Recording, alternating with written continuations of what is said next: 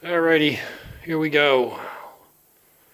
Everybody, this is just gonna be a down and dirty short update. This is a mini trike project that I started on, I guess sometime last year, and I just decided to get a little further with it, get it a roller, get some of the pieces together so I can see what it's going to look like. I'm not sure what kind of frame it was. I purchased this from a guy with a couple other ones, and it was really small, and I couldn't even ride on the thing because it was so small, such short wheelbase. So I decided to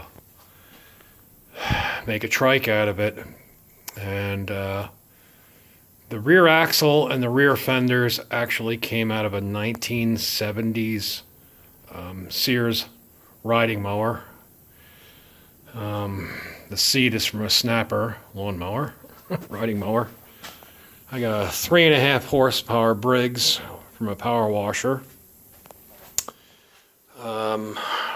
These are just regular riding mower tires on the back. I figured with such a short wheelbase, having a differential would be a necessity for turning. I made some brackets to mount the fenders out of angle iron and square tubing, nothing spectacular. Same with the seat bracket, that's made out of angle iron. That's all welded to the frame. The front forks were worn out, so what I ended up doing was going through my collection of bronze bushings and found a reducer bushing from, I believe it was 5/8 to 1/2 inch. So I had to make some spacers and fix the hole in the top plate and the lower plate here. And then I put my bushings in, and now it's nice and tight. We got bronze bushings in there because it was originally metal on metal, which is a pretty crappy design. It's just a little bitty tire in the front for now. I don't think I can put anything bigger because of the placement of the bracket for the fender. And like I said, this was really a tiny machine to begin with, so I just wanted to kind of stick it together and see how it looks, and I think it looks pretty cool. Now with the seat sticking off the back, almost, I guess it's close to being, well, not really close, but closer to the rear end of the fenders. I can actually physically sit on this thing, but I'm going to have to do something about the foot pegs, because those are pretty much non-existent and worthless. And what I'm probably going to be doing is, I have some rod, but my plan is probably to put something up here like this and kick it out, so that way my feet are up and out further. Because right now where these are, my feet are like, my knees are like really crunched up. Either that, or I have to maybe, I don't know, I'll have to look and see. Maybe I can raise it up here and just put a bigger piece of pipe up there and call it done. So that's what I've been doing the last couple days. I think it looks pretty cool. I just wanted to get it together so it can be rolled around, and I don't have pieces in 20 different places. And the other thing is, well, a lot of you guys have seen that my lathe already, but I do have another addition right there. I picked up this, it's an Atlas Workshop, there it is, number 9325 lathe. It's all original paint. I cleaned it up quite a bit. It could use a little bit better cleaning, but I picked this up for $100. I had to put a new belt in it, and I put my switch on here because it had I never saw the kind of switch that was on here before. The power was in and out both sides. It was a very bizarre setup, and it was sideways instead of up down, and I just figured this was much better. The cord was the original cord, which is pretty scary. It does have, if you can see that or not, it's a Rockwell motor. I believe it's 1/3 horse, 1/3 horse. And it is a 110 or 220. It can be wired 110 or 220, which I thought was pretty neat. I don't know if the motor's been changed over the years or not. I'm really not sure. But it's a nice little 1/2-inch benchtop drill press. And the best part is this. It is so quiet compared to that Chinese Harbor Freight thing I was using before. I mean, this is just unbelievable how quiet it is. So what I did was I mounted it to the same table as my lathe because I figured I'm probably going to be using them both in the same type of fashion, doing some kind of metal working and drilling and machining and whatever. And this space back here was pretty much dead space.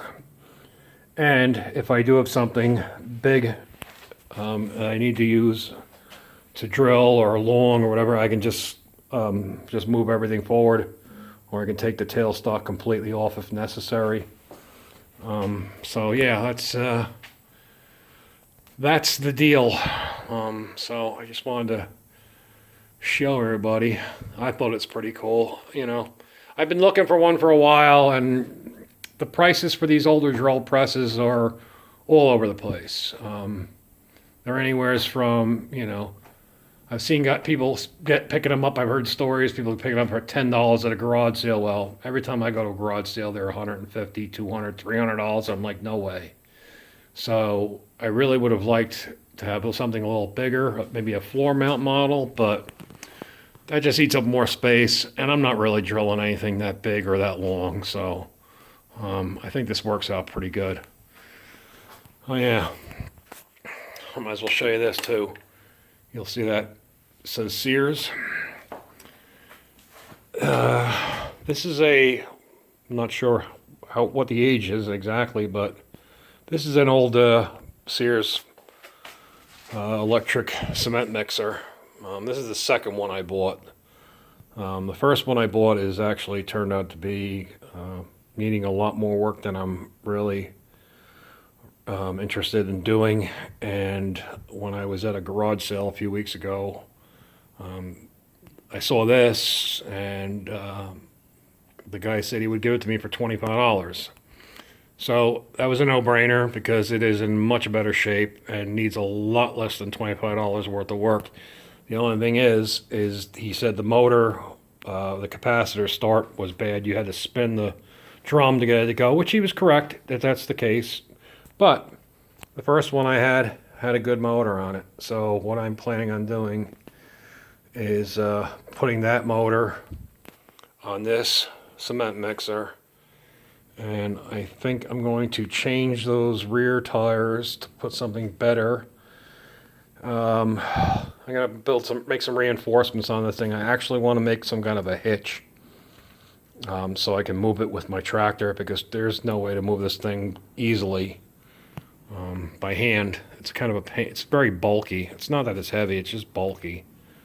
But yeah, that's kind of the other thing that I picked up. I had some stuff I'll have to make a video of from the auction that I went to a couple weeks ago. I got a box. I bid on a box of small engine parts. I had a little preview of it. I knew somewhat what was in there.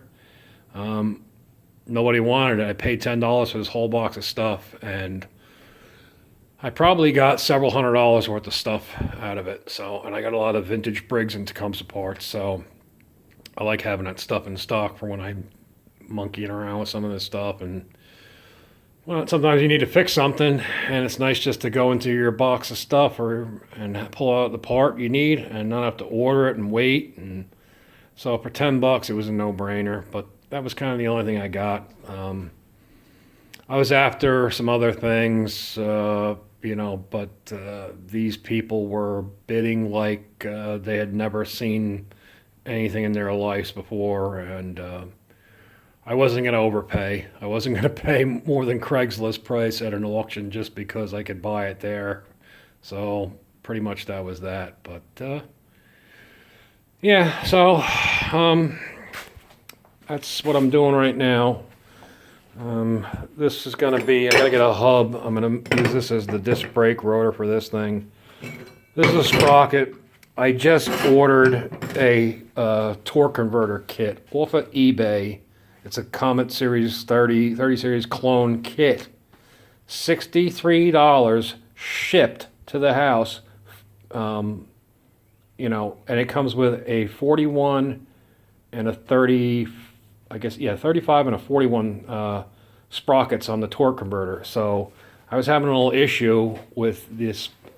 These are 41s, and the clutch is a 35. So, and I also figured with a 3.5 horse, given it, it'll be a little bit more, I guess, just more user friendly with the torque converter. I might get a little more out of it and not be lugging the burn the clutch up. So for $63, I ordered 2 of them because I'm going to put one of them on my Baja Warrior. I've been wanting to do that for a while too. So yeah, that'll take care of that. I got my steering rack for the Cushman, so I got to get back on working on that. I haven't really done a whole lot since the last video on it. It's pretty much still sitting where it is. I was kind of waiting for the steering rack so I can figure out what I'm going to do and how I'm going to go from there, because I know I'm going to need more parts of that. So yeah, that's pretty much it for now. I just figured I'd let people know what I've been up to. I've been watching a bunch of other people's videos and commenting, and I feel a little guilty sometimes that I don't put out a video as often as I'd like, but you know, I'm not doing this as a business or to be in competition for anybody. It's a lot of work to do this, and I like to have content. I like to have a few things going on before I put up a video, and otherwise, just to put up a video of nothing is, to me, just seems pointless. But anyhow, I hope everybody enjoys, and I will catch you on the next one. Thanks for watching. Bye.